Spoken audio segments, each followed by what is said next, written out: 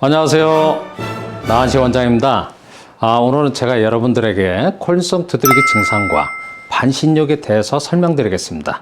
콜린성 두드러기 증상이 있는 경우에 반신욕을 해도 되는지, 또 반신욕을 하면 안 되는지에 대해 제가 지금부터 말씀을 드릴 텐데, 저는 반신욕을 하여 땀을 흠뻑 내도록 권유하고 있습니다. 콜린성 두드러기는 몸에 일시적으로 열을 자극받거나 열을 자극 주었을 때 피부가 바늘로 찌른 듯한 따갑고 따끔거리는 증상이 나타나는 증상을 말합니다. 원인은 피부의 독립적인 작용 중에 체온 조절 작용이 떨어져서 발생하는 증상으로 원인을 진단합니다. 일시적으로 몸에 열 자극을 받았을 때 또는 열을 자극 주었을 때 일시적으로 유발된 열이 땀구멍을 통하여 정상적으로 배출이 안 되고 피부 내측에 그 열이 머물러 있을 때 발생하는 증상이기 때문에 치료는 열이 피부 내측에 머무르지 않고 땀구멍을 통하여 정상적으로 배출이 되도록 해야만 합니다. 어떤 경우에서든 몸에 자극된 열이 피부의 땀구멍을 통하여 정상적으로 배출이 이루어져야만 콜린성 두드러기 증상이 발생하지 않습니다. 콜린성 두드러기 증상의 원인을 많은 분들은 몸에 열이 많아서 열성 두드러기 증상으로 진단하는 경우가 많습니다. 열이 많다고 진단하는 경우에는 몸에 일시적으로 열 자극을 주는 것을 절대로 하지 않도록 권유합니다. 몸에 일시적으로 열 자극을 주면 콜린성 두드러기 증상이 당연히 심해질 수 있기 때문입니다. 문제는 콜린성 두드러기 증상의 원인을 어떻게 진단하는가에 따라서 치료 방법은 완전하게 다릅니다.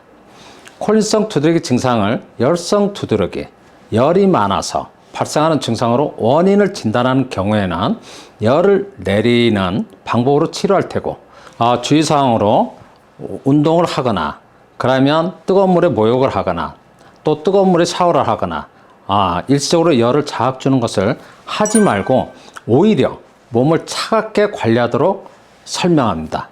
그리고 사실 그에 해당하는 약도 열을 내려주는 차가운 성분의 약제를 처방하여 치료하는 경우가 많은데, 열 자극을 주지 않거나 열을 내려주는 약을 복용하면 약을 복용하거나 또 자극을 주지 않을 때에는 증상이 일시적으로 완화되지만 약을 중단하면 증상이 바로 나타나기 때문에 치료하여도 낫지 않고 증상이 반복하여 나타납니다. 위와 같은 방법으로는 콜린성 두드러기의 원인 치료를 할 수 없습니다. 위와 같은 치료 방법으로 치료한 분들은 치료를 했는데도 치료가 안 된다고 생각하시는 분들이 많습니다. 저는 콜린성 두드러기 증상의 원인을 피부의 독립적인 작용 중에 체온 조절 작용이 떨어져서 발생하는 증상으로 원인을 진단합니다. 열을 내려주는 방법이 아니고 열이 땀구멍을 통하여 정상적으로 배출되도록 체온 조절 작용이 정상적으로 이루어지도록 치료하고 있습니다. 그래서 콜린성 두드러기 증상을 치료할 때 부가적인 방법으로 짧은 시간에 몸에 오히려 많은 열을 가중시켜서 열이 땀구멍을 통하여 정상적으로 배출이 이루어지도록 땀을 흠뻑 내도록 강하게 권유하고 있는 것입니다. 그 방법으로는 실내에서 유산소 운동을 하거나 반신욕을 하여 땀을 흠뻑 내도록 권유하는데, 반신욕을 하는 방법에 대해서 설명드리겠습니다. 물의 온도는 42 내지 43도 견딜 수 있을 정도의 뜨거운 물의 높이는 명치와 배꼽 중간 부위까지 채우시고, 반신욕을 하면서 따뜻한 물이나 차를 마시면서 하시면 땀을 빠르게 낼 수 있습니다. 이마에서 땀이 나기 전까지는 일시적인 열 자극으로 인하여 견디기 힘든 증상이 나타납니다.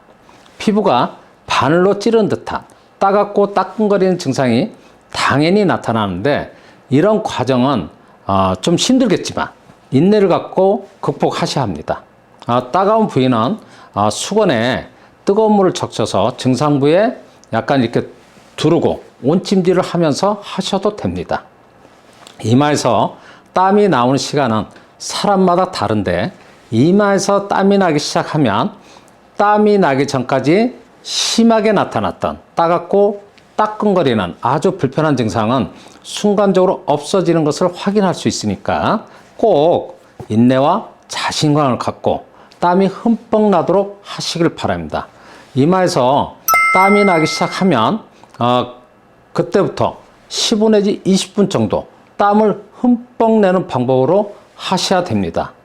뜨거운 물에서 반신욕을 하면 처음에는 일시적으로 몸에 가중시킨 열이 정상적으로 배출되지 못하여서 좀 어지럽고 머리가 좀 띵하는 증상이 혹 나타나는 분들이 있는데, 이런 경우에는 무리하게 하지 마시고 조금은 진정시킨 후에 하시길 바랍니다. 콜린성 두드러기 증상은 몸에 열이 많아서 발생하는 증상이 아니고 열이 땀구멍을 통하여 정상적으로 배출이 안 되어 나타나는 증상이어서 열이 정상적으로 배출될 수 있도록 치료해주면 그동안 치료가 어렵다고 생각해왔던 콜린성 두드러기 증상은 충분히 극복할 수 있고 치료되는 증상이니까 화이팅 하시고 땀이 흠뻑 나도록 열심히 하시길 바랍니다. 콜린성 두드러기 증상이 있는 경우에 왜 제가 반신욕을 권유하는지 지금까지 설명을 드렸는데 여러분들 이해가 되셨나요? 오늘 또 제 설명을 경청해 주셔서 감사드립니다.